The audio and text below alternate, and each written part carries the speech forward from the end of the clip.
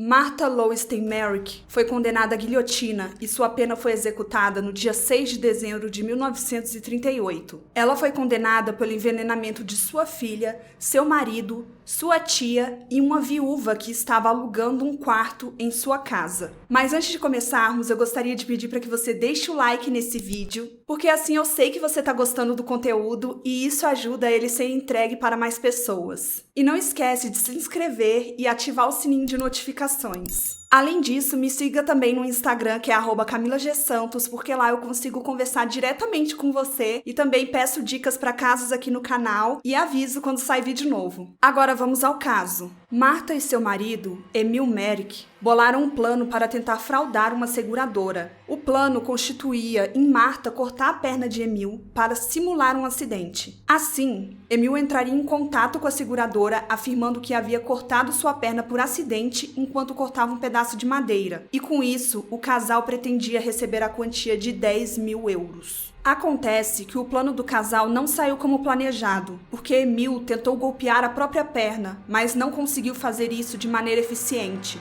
Então, ele pediu para Martha terminar de cortar, mas ela também não era muito boa em manejar um machado, então precisaram de 3 golpes para conseguir amputar a perna. Quando acionaram a seguradora, os médicos responsáveis pela perícia perceberam que aquilo não se tratava de um simples acidente ao tentar cortar uma árvore, mas sim algo planejado, já que em um acidente a pessoa não acertaria a própria perna várias vezes, né, galera? Por esse motivo, eles tiveram um pedido negado e não conseguiram o valor pretendido. E além disso, o casal foi acusado de fraude. Mas para tentar reverter a situação, os dois subornaram uma enfermeira para que ela alegasse que os médicos falsificaram o laudo, porque eles haviam sido subornados pela seguradora. Então, as acusações de fraude foram retiradas, mas como agora a enfermeira tinha um casal nas mãos, ela passou a exigir mais dinheiro para continuar quieta. Mas acontece que o casal não tinha mais dinheiro para dar, então a enfermeira resolveu ir até a polícia contar sobre o suborno. E por esse motivo, novas acusações contra o casal foram feitas, e os dois foram acusados por suborno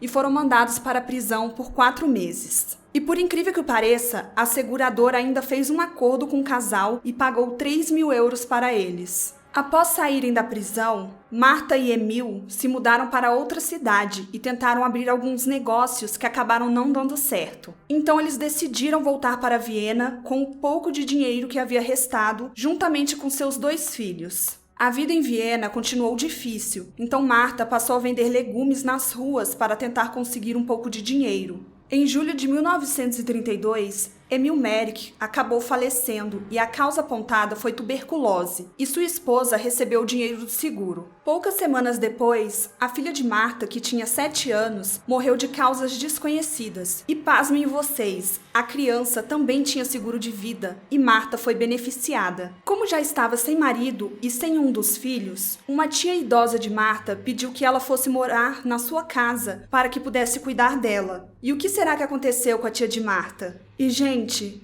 um mês após a chegada de Martha, sua tia passou a apresentar os mesmos sintomas estranhos que o marido e a filha dela haviam apresentado pouco antes de morrer, que era basicamente a dificuldade de engolir e todos os membros do corpo dormentes. E mais uma vez, a morte foi atribuída à tuberculose. Dessa vez, Martha recebeu uma pequena fortuna e a casa de sua tia como herança. Mas como Martha gastava de maneira compulsiva, não demorou muito para ela gastar todo o dinheiro. Após isso, ela teve a ideia de transformar a casa de sua tia em uma pensão. E logo, ela passou a hospedar um homem chamado Newman e uma viúva chamada Kittenberg. E qual não foi a surpresa quando a viúva veio a falecer e Martha recebeu o dinheiro do seguro? Nenhuma, né? Em 1937, Martha estava novamente com problemas financeiros e resolveu mudar sua tática de captação monetária. Ela contratou um seguro para as obras de artes mais caras que tinha na casa de sua falecida tia e depois mandou elas para um armazém durante a madrugada para que ficassem bem escondidas. No dia seguinte, ela foi na delegacia relatar que as obras haviam sido roubadas e foi até a seguradora pedir o valor do seguro. A seguradora achou aquilo estranho e pediu que um detetive fosse averiguar aquela situação. O detetive Peters foi designado para o caso e, curiosamente, era o mesmo que havia investigado sobre a perna amputada do marido de Martha, anos antes. Então, ele já estava ciente de que aquilo provavelmente era mais um golpe dado por ela, e ele estava muito determinado a desvendar esse caso para desmascará-la mais uma vez. O detetive revirou todos os armazéns de Viena e acabou encontrando as obras de artes escondidas. Mais uma vez, Martha foi levada à prisão e acusada de fraude. Ao ler nos jornais que Martha estava presa, o filho da viúva Kittenberg foi até a prisão e falou que acreditava que Martha havia envenenado sua mãe para obter o dinheiro do seguro, porque a viúva já havia relatado para os seus parentes que quando a Martha cozinhava alguma coisa para ela comer ou oferecia algo para ela beber, ela ficava imediatamente muito mal.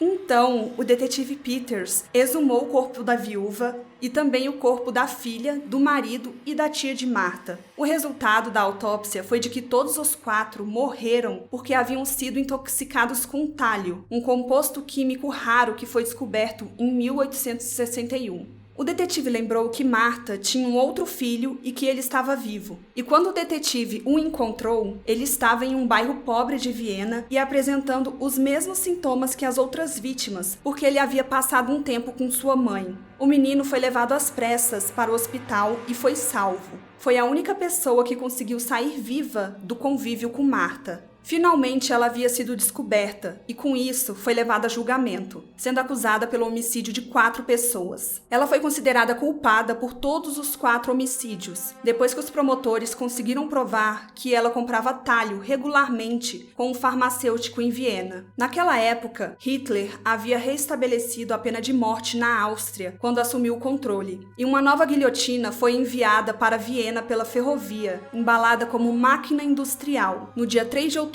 de 1938. Nenhuma mulher havia sido executada na Áustria ao longo de 30 anos, e as autoridades ficaram um pouco relutantes para cumprir a sentença de Martha. Um dia antes de sua execução, Martha alegou que estava com o corpo paralisado, então o carrasco decidiu que a levaria para a guilhotina de cadeira de rodas mesmo. Mas, magicamente, na manhã de sua execução, ela não estava mais paralisada e começou a lutar tentando fugir. Inclusive, acertou alguns golpes em seu carrasco. Mas ela não conseguiu escapar de sua pena de execução, e ela foi cumprida no dia 6 de dezembro de 1938. Mas, afinal, quem era Martha e o que aconteceu até ela se tornar o monstro que se tornou?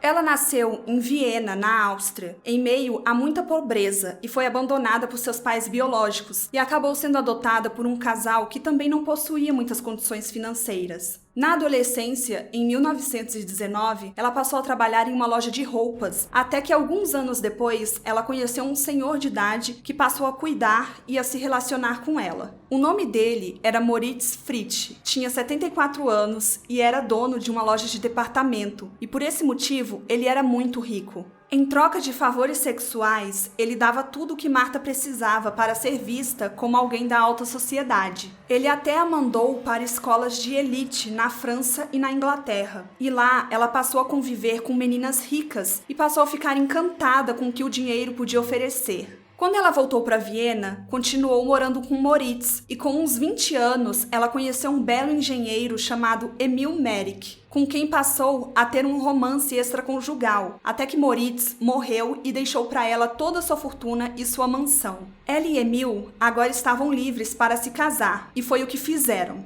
Mas os dois eram muito extravagantes e gastaram toda a fortuna em pouquíssimo tempo. Como ficaram sem dinheiro, eles acabaram vendendo a mansão, mas gastaram sem escrúpulos mais uma vez. E aí começou a ideia de Emil cortar a própria perna para receberem o dinheiro do seguro, como eu falei anteriormente. E assim se iniciou a vida criminosa de Martha, que vivia fazendo de tudo para arrancar dinheiro do seguro. Bom, esse foi o vídeo de hoje e me conta no comentário se você já conhecia esse caso. Nos vemos no próximo vídeo. Até mais! Tchau!